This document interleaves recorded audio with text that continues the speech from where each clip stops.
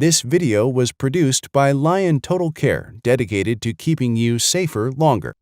Chapter 5: Advanced Cleaning and Advanced Inspection of Structural Fire Helmets. Advanced cleaning and advanced inspection is essential to firefighter safety and health. Chemicals, smoke deposits, and condensed residues can accumulate on helmets during emergency responses, fire suppression, and overhaul operations. This can result in secondary exposure to cancer-causing chemicals through skin absorption and inhalation. Helmets covered in hydrocarbons tend to absorb heat rather than reflect it, reducing the thermal protection. There are 3 levels of cleaning: preliminary exposure reduction, advanced cleaning, and specialized cleaning. Preliminary exposure reduction is the light cleaning of helmets by the individual firefighter. Advanced cleaning is the thorough cleaning of helmets by careful washing of each individual part. It must be managed or performed by trained fire department personnel or a verified ISP. The helmet is removed from service during the advanced cleaning process. Decontamination is the removal of hazardous materials or bodily fluid. Contaminated helmets are removed from service until the contaminants or suspected contaminants are identified and elements can receive specialized cleaning to remove the specific contaminants. Helmets contaminated by CBRN and terrorism agents must be retired after confirmed exposure. Do not attempt to clean or decontaminate. Follow local regulations for disposal. NFPA 1850 requires helmets to receive an advanced cleaning every 6 months, with one advanced cleaning performed at the time of their annual advanced inspection. Helmets should also be cleaned immediately if they meet your fire department's definition of soiled. Protect yourself from possible exposure to contaminants when cleaning the helmet or any PPE. Wear gloves and eye protection. To clean your helmet, you'll need a soft bristle brush, soft towels, and a mild detergent such as Lion Station Care. The detergent must have a pH range no less than 6.0 and no greater than 9.5. A common flathead screwdriver, nut driver, and Lion headband removal tool may also be needed to remove some components. When performing an advanced cleaning, the manufacturer's cleaning instructions must be followed. Instructions are typically found on the helmet's label and in documentation provided by the manufacturer. If you do not have the manufacturer's instructions, use NFPA 1850 guidelines. When performing cleaning and inspection of helmets, be careful not to pull off or damage labels or any other identifying marks. Remove eye protection, chin strap, headband cover, ear-neck protector, and leather shield from your helmet. If the helmet's headband and suspension assembly are removable, remove them using either the Lion headband removal tool or a common flathead screwdriver. Fill a utility sink with warm water that does not exceed 120 degrees Fahrenheit, 50 degrees Celsius. Water hotter than this can cause scalding of the hands and may also damage some components of your helmet. Helmets cannot be machine cleaned or dried using equipment that produces mechanical action by tumbling or agitation.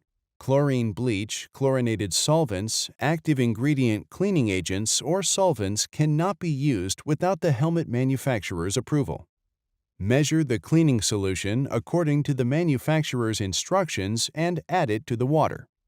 Advanced cleaning includes washing both the inside and outside surfaces of the helmet. It is usually not necessary to completely submerge a helmet for cleaning. Apply the detergent water solution to the outside of the helmet.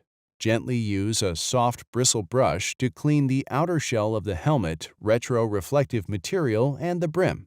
Also, clean the inside of the helmet using the soft bristle brush.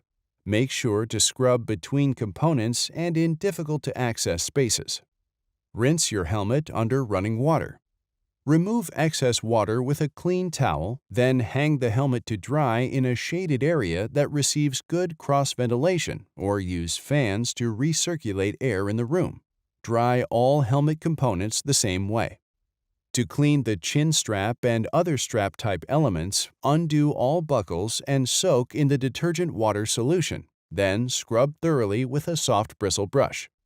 Eye protection should also be gently washed in the detergent water solution using a soft towel. Thoroughly rinse and hang to dry.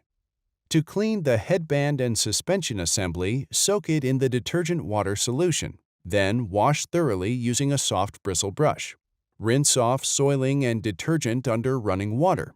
Use a clean, dry towel to remove excess water and hang to dry.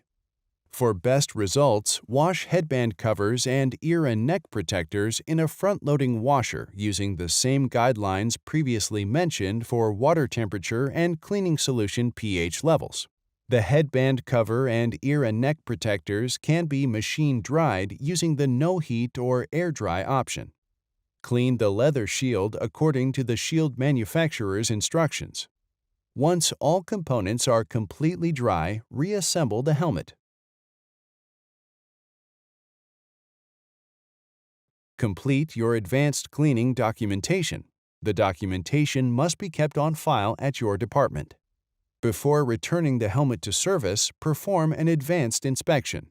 Soft spots and contamination. If any are present, record it on the inspection form and mark the helmet to be retired from service.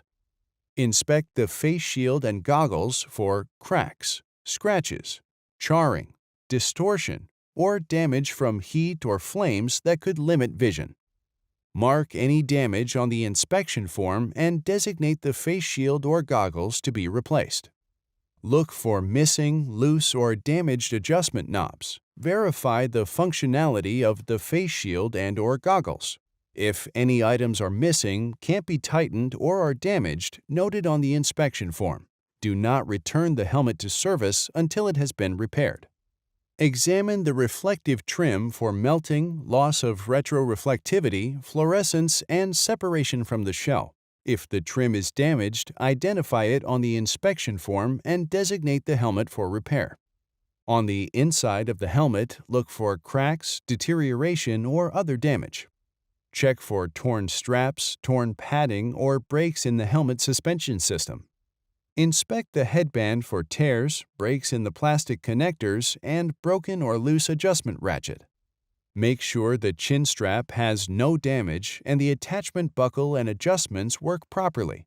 If any damage or malfunction is detected, document it on the inspection form and do not return the helmet to service until it has been repaired. Find the safety labels, cleaning instructions, and manufacturer's identification labels. They should be legible and securely affixed. Look for separation around the outer edge of the label or curling in the corners. If any are illegible, missing, or loose, note it on the inspection form and contact the manufacturer for instructions. If the advanced inspection results are satisfactory, return the helmet to service. If it needs repair or additional testing, send it either to a verified ISP such as Lion Total Care or the manufacturer. For additional information on the care of structural fire helmets, contact Lion Total Care.